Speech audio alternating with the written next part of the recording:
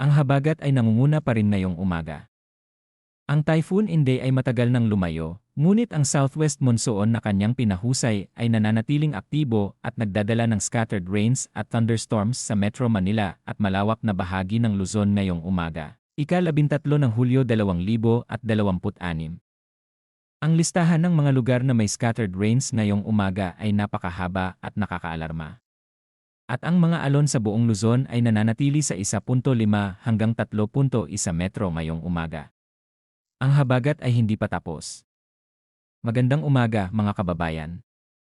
Ito ang inyong 24 oras na pagtataya ng panahon na inilabas ng Pag-asa ngayong alas 4 ng umaga nitong Lunes, ika-13 ng Hulyo 2026. At ngayong umaga, mayroon kaming komprehensibong ulat ng isang southwest monsoon na patuloy na nagpapalawak ng kanyang coverage sa malawak na bahagi ng Luzon ngayong umaga. Simulan natin sa pinakabagong sinopsis ng ating panahon ngayong umaga. Ang southwest monsoon o habagat ay kasalukuyang nakakaapekto sa Luzon ngayong umaga. Pansinin ang pagbabago mula kahapon. Kung kahapon ay ang Luzon at Visayas ang parehong nasa ilalim ng habagat, ngayong umaga ay ang sinopsis ay lumiitin patungo sa Luzon lamang. Ito ay nagpapakita ng bahagyang pagbabago sa atmospheric pattern ng ating bansa ngayong umaga.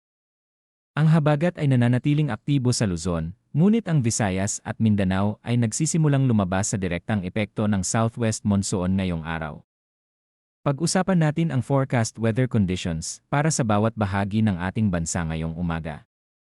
Para sa Metro Manila, Ilocos Region, Cordillera Administrative Region, Zambales, Bataan, Tarlac, Pampanga, Bulacan, Cavite, Laguna, Batangas, Rizal, Occidental Mindoro, Oriental Mindoro, at Palawan. Ang mga lugar na ito ay inaasahang makakaranas ng maulap na kalangitan na may nakakalat na ulan at mga kulog-kidlat dahil sa southwest monsoon.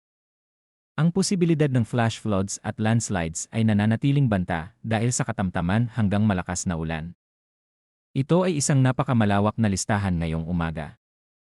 Pansinin ang kasama ng Ilocos Region at Cordillera Administrative Region ngayong umaga. Nagpapakita na ang habagat ay patuloy na nagpapalawak ng kanyang coverage patungo sa mas hilagang bahagi ng ating bansa.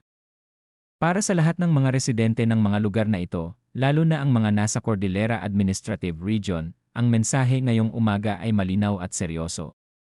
Ang maulap na kalangitan na may nakakalat na ulan at mga kulog-kidlat ay nagdadala ng mas mataas na risk ng landslides sa mga bundok na lugar. Ang lupa sa maraming lugar sa Cordillera ay saturated na mula sa ulan ng nakaraang ilang araw, at ang karagdagang ulan ngayong araw ay nagdadala ng mas mataas na risk ng landslides. Manatiling napakamapagmatsyag, lalo na sa mga komunidad na malapit sa mga bundok at sa mga lugar na kilala bilang madaling maglandslide. Para sa Metro Manila, ang scattered rains at thunderstorms ngayong umaga ay nagdadala ng patuloy na banta ng urban flooding sa maraming lugar sa ating lungsod. Ang mga lugar na kilala bilang madaling mabaha ay dapat nananatiling nasa mataas na antas ng pagbabantay. Ang mga motorista ay pinapayuhang mag-ingat sa mga daan at maging handa para sa posibilidad ng malalim na tubig sa ilang bahagi ng lungsod ngayong umaga. Para sa natitirang bahagi ng Luzon, ang bahagyang maulap hanggang maulap na kalangitan na may mga isolated na rain showers o thunderstorms ay inaasahan dahil sa southwest monsoon. Para sa Visayas at Mindanao, ang bahagyang maulap hanggang maulap na kalangitan na may mga isolated na rain showers o thunderstorms ay inaasahan dahil sa localized thunderstorms. Ito ay isang positibong pagbabago para sa Visayas at Mindanao. Nagpapakita na ang epekto ng habagat sa mga lugar na ito ay nagsisimulang humina ngayong umaga.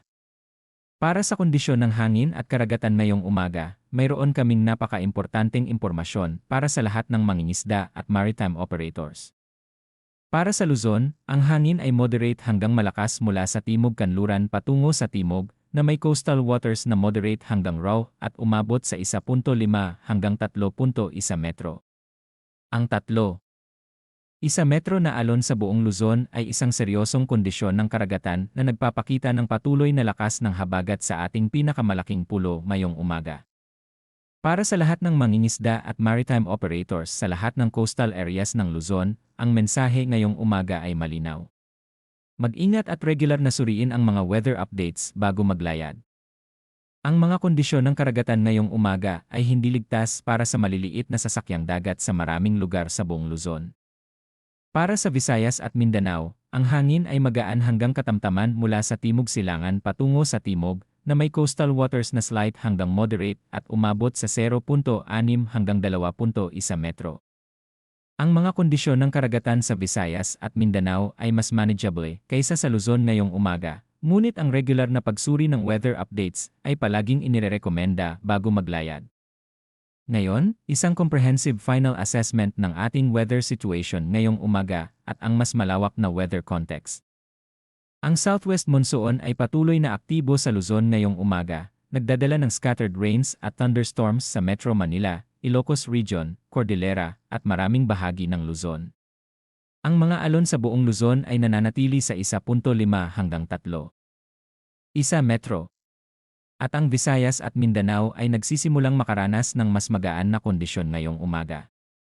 Ang patuloy na aktibong habagat sa Luzon ay nagpapakita na ang rainy season ng 2026 ay fully established na at magpapatuloy sa mga darating na buwan. Matapos ang mahabang serye ng tropical systems mula Caloy, Domeng, Esther, Francisco, Gardo, Henry, at Inday, ang ating bansa ay mukhang nagpapahinga mula sa mga direktang tropical threats ngayong araw. Ngunit ang habagat ay nananatili, at ang banta ng malakas na ulan at flash floods ay hindi pa ganap na wala para sa Metro Manila at maraming bahagi ng Luzon.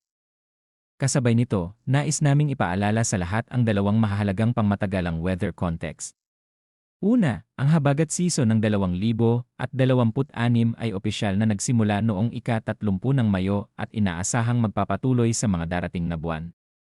At ikalawa, ang El Nino ay opisyal na naroroon na sa Tropical Pacific, na may mahigit sa 80% posibilidad na ito ay magiging full-blown event na mananatili hanggang sa unang bahagi ng 2027. Para sa lahat ng local government units at disaster risk reduction officials sa Metro Manila, Ilocos Region, Cordillera Administrative Region, at sa buong Luzon, ang mensahe ngayong umaga ay malinaw. Tiyakin na ang inyong early warning systems ay fully operational. Tiyakin na ang inyong mga evacuation centers ay standby at handa.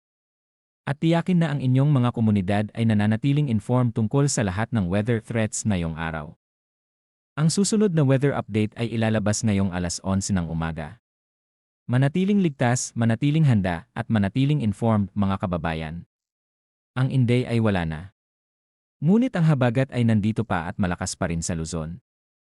Ang ating vigilance ay kailangan sa bawat araw ng rainy season. Ito ang inyong weather team, laging nandito para sa inyo, laging nag-aalaga, at laging handa. Magandang umaga at maingat sa lahat.